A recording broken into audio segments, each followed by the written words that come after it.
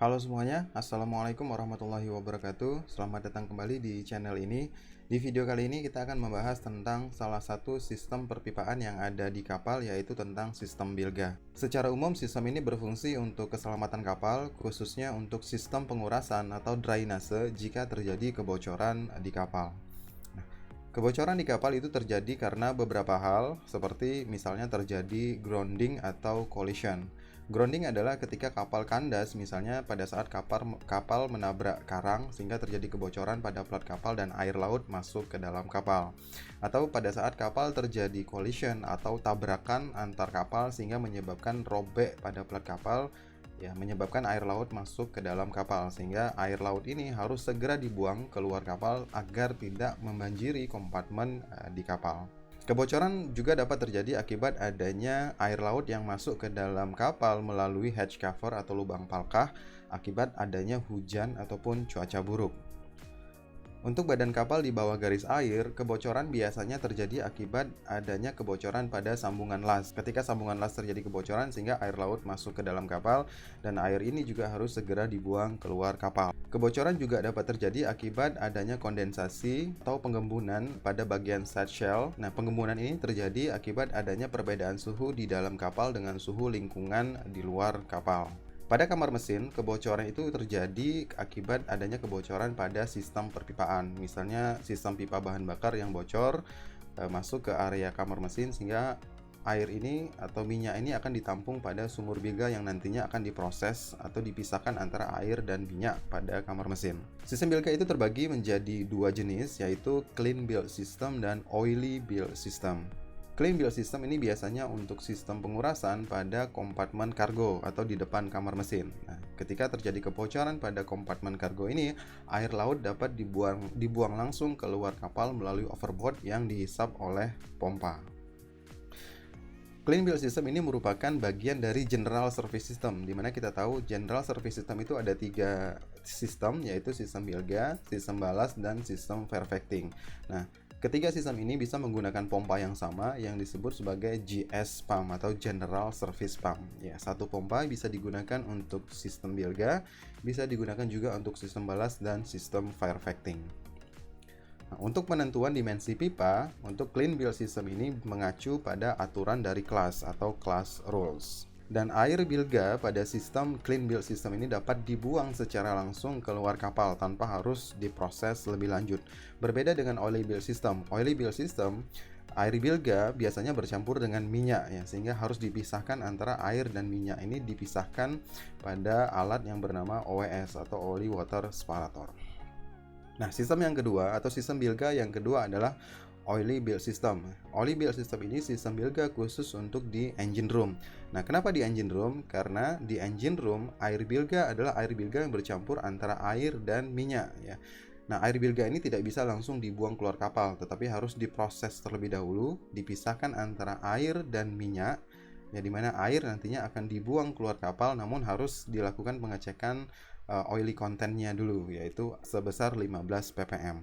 Oily bilge system ini digunakan untuk menangani kebocoran yang ada di engine room, biasanya disebabkan oleh adanya kebocoran pada join pipa ataupun pada pompa dan flank dan lain-lain.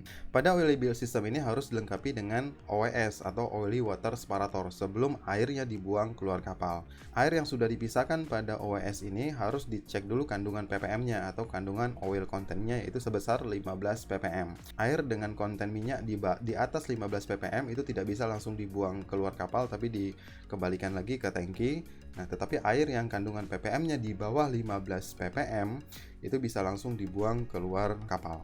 Sistem oily bilge system ini berbeda dengan clean bilge system, ya, terus khususnya untuk dimensi pipa dan pompa, di mana clean bilge system dimensi pipa dan ukuran pompa itu disesuaikan dengan standar dari class rule. Sedangkan pada oily bilge system, sistem ini dibuat by design. Kita akan lihat komponen dari sistem bilga, khususnya untuk sistem bilga bersih atau clean bilge system.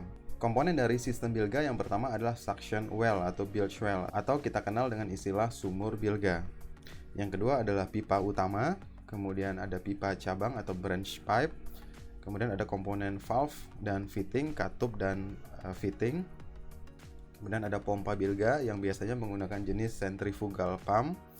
Dan terakhir ada overboard, yaitu lubang di samping kapal atau di samping badan kapal yang berfungsi untuk jalur pembuangan air bilga. Ini adalah contoh dari layout sistem bilga khususnya untuk clean build system. Nah, di sini kita lihat bahwa kapal itu dibagi menjadi beberapa kompartemen, ya, di mana kompartemen ini dipisahkan oleh sekat kedap atau watertight bulkhead. Nah, setiap kompartemen pada kapal itu memiliki minimal 2 sumur bilga atau suction well. Jumlah sumur bilga ini tergantung dari panjang kompartemen atau L kompartemen. Kemudian selanjutnya ini adalah jalur untuk main build pipe atau pipa utama yang biasanya ukurannya lebih besar dari branch pipe. Selanjutnya ada branch pipe, itu cabang dari pipa utama menuju ke bilge well. Nah, biasanya ukuran dari pipa cabang ini lebih kecil daripada pipa utama. Selanjutnya ada valve dan fitting, ada katup, kemudian ada fitting berupa belokan, pembesaran ataupun pengecilan. Kemudian untuk pompa bilga, biasanya untuk sistem bilga menggunakan 2 pompa bilga atau bilge pump. Nah, ukuran pompa bilga ini dihitung berdasarkan class rules. Ada perhitungan khusus untuk menentukan besarnya pompa bilga. Dari 2 pompa bilga ini bisa jadi salah satunya berupa GS pump atau General Service Pump, ya, satu pompa yang digunakan bersama-sama untuk sistem GS yang lain seperti sistem balas dan sistem perfecting. Nah, kemudian ada jalur overboard. Ini jalur pembuangan di samping kapal yang berfungsi untuk membuang air laut atau air bilga ini keluar kapal. Selanjutnya kita akan melihat sedikit tentang kompartemen pada kapal. Kapal itu terbagi menjadi beberapa kompartemen. Jumlah kompartemen ini tergantung dari panjang kapal dan ada perhitungan khususnya. Nah, setiap kompartemen itu dipisahkan oleh bulkhead atau watertight bulkhead atau sekat kedap istilahnya. Nah, jarak antara 2 sekat kedap itulah yang kita sebut sebagai kompartemen. Kompartemen itu dihitung dimulai dari kompartemen bagian depan atau fore sampai ke kompartemen bagian belakang. Nah, jumlah kompartemen ini tergantung dari panjang kapal. Jarak antara 2 sekat kedap itu kita sebut sebagai L compartment, di mana L compartment ini berpengaruh terhadap jumlah dari sumur bilga atau bilge well. Nah, kita akan lihat satu persatu komponen dari sistem bilga ini. Yang pertama tadi ada suction well. Nah, suction well atau sumur bilga ini jumlahnya minimal 2, yaitu terletak pada kompartemen di sisi kanan dan kiri atau port side dan starboard terletak pada bagian belakang kompartemen. Untuk bagian ujung kapal, untuk fore dan after biasanya cukup 1 suction well. Nah, untuk kompartemen kapal yang ukuran kompartemennya atau L kompartemennya di atas 30 meter biasanya memiliki minimum 3 suction well.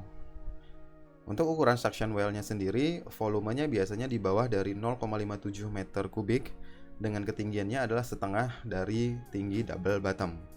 Suction well ini juga harus mudah dilepas dan tahan korosi. Khusus untuk di engine room, selain well atau sumur untuk menampung kebocoran kapal, juga harus ada sumur bilga yang digunakan untuk menampung kebocoran dari sistem pipa. Kenapa harus ada sumur bilga khusus di kamar mesin? Karena kebocoran di kamar mesin tidak hanya karena air, tapi juga ada kandungan minyaknya akibat dari kebocoran pada pipa yang ada di kamar mesin. Misalnya kebocoran pada pipa bahan bakarnya.